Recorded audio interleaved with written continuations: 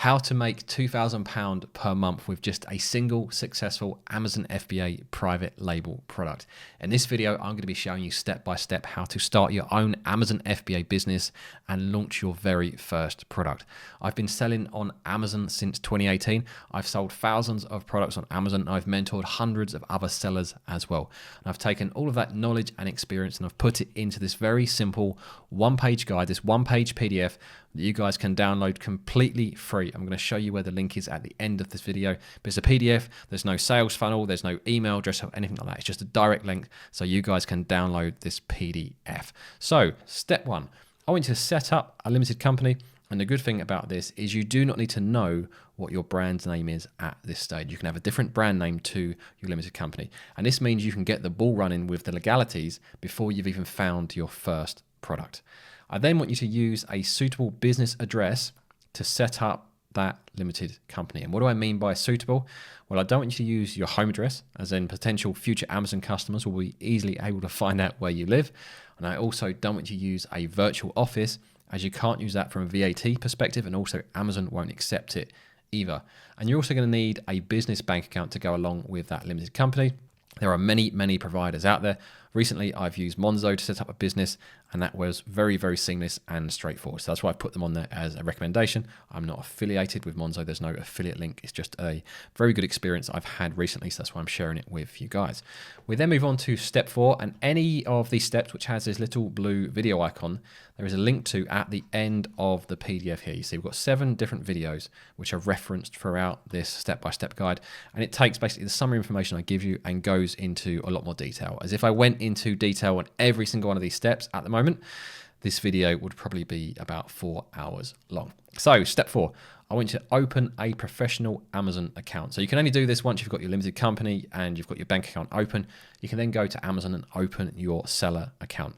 And you want to open a professional account. As the individual account, you can only sell up to 35 units per month, which is no good for the model that we're looking at. And also you can't run any PPC advertising, so you can't promote your product either. So the individual account is no good for the Amazon FBA private label business model. I then want you to change a number of Amazon account settings. By default, the accounts aren't set up very well. So I've got a video linked to at the end of this PDF, which talks you through all of the settings you want to change day one as soon as your Amazon FBA account has been opened. Step 6, I then want you to find your first product. And I've got 2 blue icons here, as there are 2 videos to this. And some people might want to start at step 6. They might want to start at finding your first product before you invest any time in setting up a limited company or opening a business bank account. So feel free, if you want to start at step 6 and don't worry about anything else until you have found a product that you feel confident in. And then you'll feel confident to invest the time and money in all of the other areas. So the 2 videos that I'm referencing with those play icons are here. We've got the product research cheat sheet, which will tell you exactly what makes a good product and what you should be looking for. And number 2, the top 3 methods that I use to find products that you might want to consider selling on Amazon. So those 2 videos together will transform the way that you think about selling on Amazon and the type of products that you think will or will not work. So on to step 7. Once you have a product that you are considering selling, you're going to want to start contacting suppliers. And you can do this via Alibaba.com. It's completely free. And when you contact those suppliers, you want to ask them for DDP cost. Now, there are lots of different shipping terms you can use, like FOB, EXW, etc. The reason I'm saying DDP is that for most new sellers, this is going to be the simplest ways to get cost and often the cheapest as well for new sellers. So DDP stands for delivery duty paid. So the cost that the supplier gives you is the cost for them to manufacture that unit, to ship it to the UK, to pay the import VAT and the customs duty, and to get it to the Amazon fulfillment center. So by getting a DDP cost, it just makes things so much straightforward for a new seller. There are other terms you consider further down the line, like FOB and EXW, and then you have to involve your own freight forward and arranging your own shipments. But at day one for your first product, just go DDP, and then you can compare all of the suppliers based on that. And it also means it's a lot easier to do your profit calculations, as you just take your landed cost, which is your DDP cost, and you can deduct that as part of your calculations. So contact suppliers, ask them the DDP cost for the particular product that you're looking at, and also ask them to check the MOQ, which is the minimum ordered quantity. There's no point looking at a product where the supplier has an MOQ of like 5,000 and you're only going to be ordering 500. See what customizations are available. Not all suppliers offer customizations, especially if it's a middleman agency, and see what lead times are like as well, just so you have an idea of what you're working with. And once you have all of the information, you can then check the profitability. So you know how much the product's going to cost you. You've got an idea of how much you may be able to sell it for on Amazon based on the 2 videos I just talked about. And then you can download the latest rate card from Amazon. So if you do a Google search for Amazon FBA fees, you'll be able to look at the latest referral fees and the fulfillment fees, and then you can do your profit calculations. And this is one step I don't want you to be tempted to skip. A lot of new sellers just assume that the figures are going to stack up, but triple check your profits. Make sure it is going to be profitable before you commit any money and start ordering samples and stuff like that. Which brings us on to step 9. I want you to buy 3 to 5 competitor product samples from Amazon. Now, why do I want you to do this rather than ordering samples from Alibaba? We're going to come back to that later in terms of ordering from Alibaba, but we're ordering from Amazon UK first, as the samples are going to be a lot cheaper. If you're buying it from Amazon UK, it's going to cost you literally the cost of the product. If you're ordering it from China as a sample, it's probably going to cost you close to $100 for most samples. So you're going to get those samples for a lot less money, and you're going to get them a lot quicker, usually next day if you've got Prime. So straight away, your business is moving ahead. You're getting these samples in hand. You can see the products that you're up against, and you can start to test and compare those samples. And that time-saving and money-saving process will just speed you up by 2 to 3 weeks at least and save you money. And it'll give you a much better idea of the type of product you're going to want to develop because you've already had other products in hand, physically looked at them and tested them. And I've got a video on this and how to develop and differentiate your product. So I've got in brackets there, how will your product visually stand out in the niche? So at all times whilst you are developing your product, always think about that when you look at the Amazon search results and you've got one photo being displayed, what is going to be your visual selling point in the search results that's going to get a customer to click on your listing rather than the 20 listings that you're surrounded by. So as you develop your product, always keep in mind your VSP, which is your visual selling point. And once you're happy with that, you've got a good idea of how you want to develop your product based on the samples you've ordered from Amazon. This is when you'll start ordering samples from the actual suppliers. So you can go to the supplier with a brief that's kind of 90% complete. You won't have a great idea of what you're looking to develop and say, right, I want this product built to this spec. How much is it going to cost me? And I'll give you a unit cost if they're going to make it in bulk, and also a cost for getting a sample shipped to the UK as well. And when you go through this process, I often get them to send me a sample of their packaging as well, because often suppliers will have different packaging options. So you're going to inspect those to look at how, what the look and feel is like, what sort of quality they're like. Do they add to the overall size, weight, and dimensions, which are going to make the product more expensive to import and fulfill on Amazon? All of those things you can test and look at by ordering packaging samples from the supplier at that stage. Now, while all that is going on and the suppliers are making your samples and shipping them to the UK, which is going to take probably a couple of weeks, you can go through some of these next steps. So you can look at starting to choose your brand name if you're confident about that's the product that you believe you're going to be selling. And you have 2 choices. You can choose a generic brand name, which doesn't mean anything, and you can use it for multiple products. Or you can choose a niche-specific brand name, which is directly tied to the niche or the product you can be selling in. And sometimes that will be more persuasive to the customer that your product is high quality if it has a brand name that is related to the product that is actually being sold. You're then going to need to design your own logo, or you can use somewhere like Fiverr.com. It will probably cost you $20 to $40 to get a reasonable logo made up.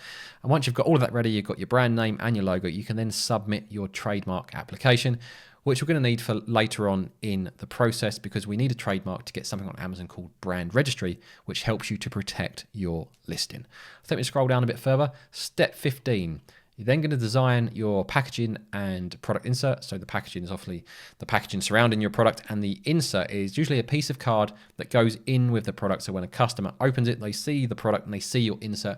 And on the insert is usually something offering some value, maybe some instructions. And then on the back of that, you have a review request as well, hoping that that customer will leave you a 5-star review. You can't ask them to leave a 5-star review, but you can ask them to leave a review in neutral language. Step 16, order a final sample from the chosen supplier. So you're going to have samples coming in from 2 or 3 different suppliers that are going to be close to your final spec, but not your exact final spec. You're going to test them, and then you're going to find, from that testing process, you will be confident about where you want to go with that product, and you can put together your exact final specification. and you can order final samples, one final sample from the chosen supplier, and get that final sample to come with your branding on the product and packaging, as when you come to create your listing on Amazon at a later date, you're going to need that product to take photos of. And also, you'll be able to send that product to a photographer to get professional photography done as well, rather than waiting for your bulk order and then trying to do the photography and having lots of units stuck at Amazon whilst you're trying to do the photography for your listing. We then need to order some GS1 barcodes. GS1 is just the standard barcode system that Amazon want you to use. So you go to GS1, you buy a barcode, and then you use that to create your listing on Amazon. We then create the draft listing with the correct brand and category. So what do I mean by that? Because it's difficult to change your brand, you always want to make sure you're using the exact brand. Don't be tempted to use a workaround like generic or NA and then try to change it later.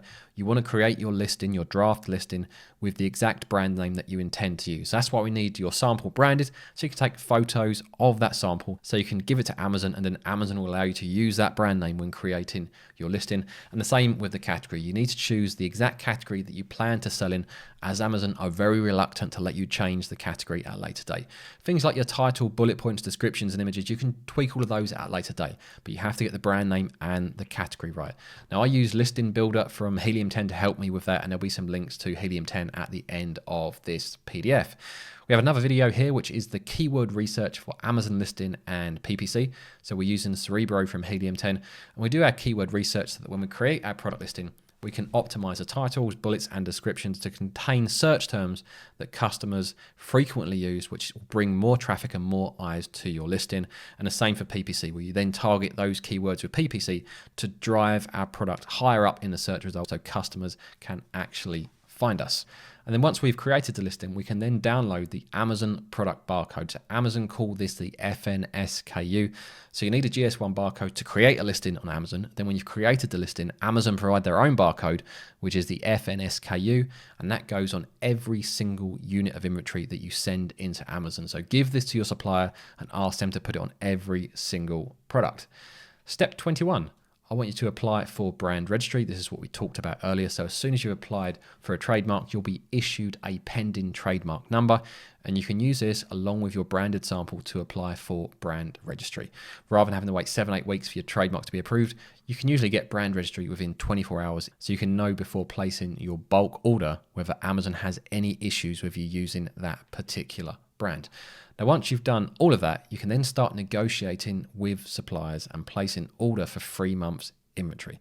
So why do I hold off negotiating with the supplier till then? Well, in the early days, the suppliers aren't taking you serious, but if you've already had samples from the supplier, they know you are serious, as you've spent money to get one of their products made and sent to the UK.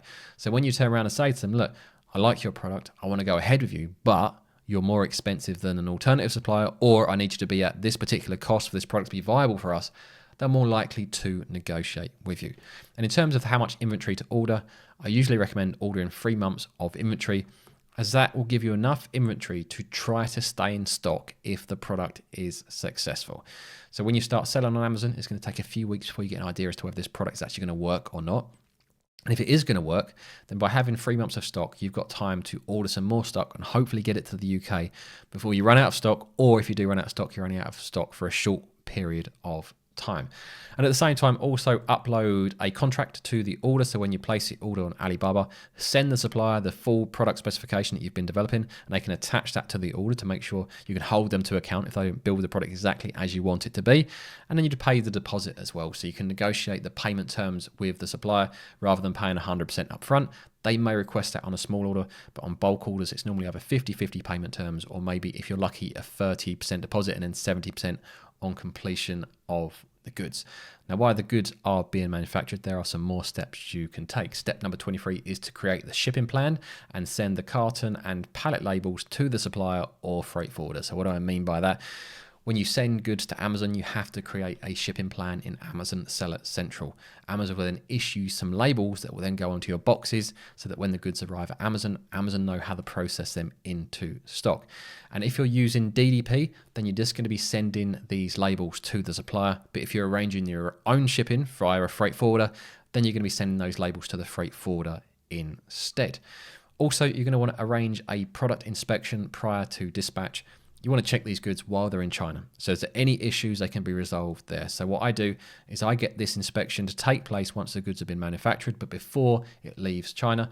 And then if there are any issues, I can then go back to the supplier and say, look, these need fixing.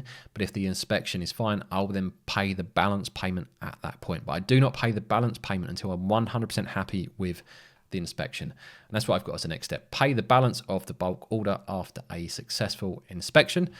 Step 26 is optional at this stage as you're using DDP. So this is your EORI registration, which you need for importing into the UK. And if you're arranging your own shipments via a freight forwarder, you would need this, but as you're using DDP, you probably won't need this for your first shipment. And you're also going to use that sample that we talked about earlier to arrange the professional photography, and if it adds real value to the product, some 3D renders which you can commission on Fiverr. So sometimes there's something you want to show that you can't show in a photo, but potentially you could in a 3D render. So there's always an option to look on Fiverr for someone who can do 3D renders. Step 28, complete the product listing. Your product has been finalized by this point, and you want to get your product listing ready to launch. So complete the product listing, including A+ content. So this is additional content you can add to the listing after your brand registry has been approved. So this isn't available to all sellers, but if you have brand registry approval, you can add additional content to your listing, which will help convert potential customers into buying customers. Step 29, again, this won't apply if you're using DDP, which is to pay import costs. So if you are using your own freight forwarder, when the goods got to the UK, that is usually when you pay your freight forwarder for their shipping costs. It's also when you pay the customs duty and the import VAT. But as you're using DDP, you paid all of that in advance when you paid a DDP cost to the supplier. Step 30, we've got another video here, which is setting up an exact match PPC campaign. You don't necessarily need to know what exactly that means at this stage, but there's a video there that talks you through how to set up campaigns that will help you launch your product. And step 31 is also a video, which is launching a product at a reduced price for 3 to 4 weeks. So that video will talk you through the exact launch strategy that I use to launch products on Amazon. Now, once your first few sales have arrived, you're then going to want to consider organizing your first 5-star review. Now, this is against Amazon terms of service, but pretty much every new seller has to do this to give their listing a chance. A product without any reviews will have a much lower conversion rate than a product that even has a single 5-star review. So what I like to do is get 5 what I will call normal sales under your belt via PPC. So it's going to cost you a bit of money, but once those sales have come through, then organize one of your own sales to a distant contact, not someone that Amazon can easily connect to you, and ask them to leave you a 5-star review. And if you get them to leave photos with that review as well, often that will get voted most helpful, and it will be the review that stays at the top of all of the reviews as well. Now, throughout this whole process, I want you to be tracking your organic ranks. So I use the keyword tracker from Helium 10, and what this allows you to do is to monitor how your PPC is performing. So if your PPC is generating sales, how are your organic ranks responding? Now, what do I mean by organic ranks? Well, in the Amazon search results, you've got 2 types of listings. You've got the sponsored, the paid listings, which is your PPC, and then you've got the organic results, which is where you're appearing for free, or it's basically where you appear after generating sales via PPC to prove to Amazon that you should be ranking high for that particular keywords. So by tracking our organic ranks, we know how well our product is responding to that investment. If we're running ads for a particular search term and our organic ranks, that search term are improving all the time, we know that it's worthwhile continuing to invest in it. We might be investing in a keyword and our organic ranks aren't going anywhere, and we decide to turn off targeting that keyword. So you have to track your organic ranks, otherwise you have no idea how well your product launch is going. Then on a daily basis, I want you to check and optimize your PPC. And I want you to do this every afternoon. And the reason for that is sometimes it takes until the next afternoon for the previous day's data to fully update. So if you try and do it in the morning, that data may not be fully up to date and you're optimizing incomplete data. Now, after a few weeks, if everything has gone to plan, your organic ranks should be very high in the search results, and you should be making sales from both your sponsored ads and also your organic positions. And if that's the case, well, that's when we look to start making the listing more profitable. And there are 2 ways to do this. Number one, we start increasing the price by £1. £1 increments every 5 to 7 days. Don't do it any sooner than that because it takes a few days for these changes to filter through and for your ranks to respond to that. And remember, you launched at a reduced price as well. So you're just bringing the price up to where you want it to be for it to be profitable. And also, if your ranks maintain those positions as you increase the price, you can also then start throttling back a bit on the PPC. You probably won't be able to turn it off completely, but you should be able to reduce it compared to what you'll need to spend in the early days. And by that stage, your product should be making healthy profits. Step 36 is to monitor and protect your listing. So why do you have to do this? Well, I use alerts from Helium 10. And what this does, every day it keeps an eye on your listing. So if another seller comes on and makes a nefarious change to your listing, maybe they change the title or the main image or something like that, you'll get an alert straight away. Maybe a customer leaves a 1-star review that you need to deal with. Maybe Amazon decide to remeasure your product and put you into a different price tier, and all of a sudden your fulfillment fees go crazy. All of these things, this is why you need to monitor your listing. So I use alerts from Helium 10 to do that. Step 37, this is when you would probably order your second batch of inventory. If you've been able to get your product high up in the ranks, you've been able to increase the price and reduce your PPC, and it's still staying high in the ranks and you're generating sales and you're making money, that is when you're probably going to feel confident enough to order your second batch of inventory. And finally, the last 2 steps, you're going to need to order some business insurance just in case someone manages to hurt themselves or someone else with the products that you sell. You want some insurance there, and you're going to need to find an Amazon FBA accountant as well who is familiar with the Amazon FBA business model. So that is how to set up your own Amazon FBA business, launch your first private label product, and make £2,000 per month. Now, just before I wrap up this video, I just want to go over one point again that is so important if you want to have a good chance of making money on Amazon in 2025 and beyond.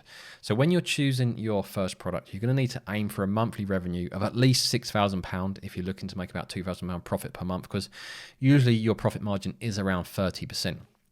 Now, in order to do that, there are many combinations of number of units sold versus price point. So, for example, you could sell 600 units at £10 a month. Now, on here, I recommend 200 sales at £30 per month. And I really want to drive this home, how important it is to pick a high-value product on Amazon. With the amount of money you need to spend on PPC to get a product ranked, with the amount of money you're going to spend on referral fees, on fulfillment fees, on returns, on storage fees, and all of that, if you're selling a low price product, and by low priced, I mean anything below £20, you're going to really struggle to make money on Amazon. So I would say for your first product, look to get as close to £30 as possible. If you can sell 200 products per month at £30, you'll have a very good chance of making £2,000 per month. So just to wrap up this video, I want to go to the second page of this PDF. We've got some resources and discounts. I'm going to show you the link to this PDF in the moment as well. So we've got a link to the FBA Elite course there, which is fbaelite.teachable.com. We've got some Helium 10 discount codes, so 10% off every month with FBA Elite 10 or 20% off for 6 months with FBA Elite 20. We've got a link to the FBA Elite forums here, which are completely free. And we've also got a link to the YouTube channel. So if you're not subscribed, make sure you're subscribed. And if you want to email me about the course or mentorship, email me darrenlynchfba@gmail.com. Please do not send general Amazon questions to that inbox. That is for course and mentorship inquiries only. If you have general Amazon inquiries, please post them on the FBA Elite forums, and I'll try and reply on there once my mentorship commitments are done each day. And at the end of this PDF, we've got the YouTube tutorials that I refer to throughout the videos with those little blue icons that I showed you. Now, if you're keen to get started with Amazon FBA and you want to download this PDF, there is a link in the pinned top comment. It's also in the description, or if you aren't a member already, you can sign up for free. But if you are a member, you can just go to fbaelite.com, go to the resources section, and at the top here, we've got template, how to make £2,000 per month with Amazon FBA in 2025.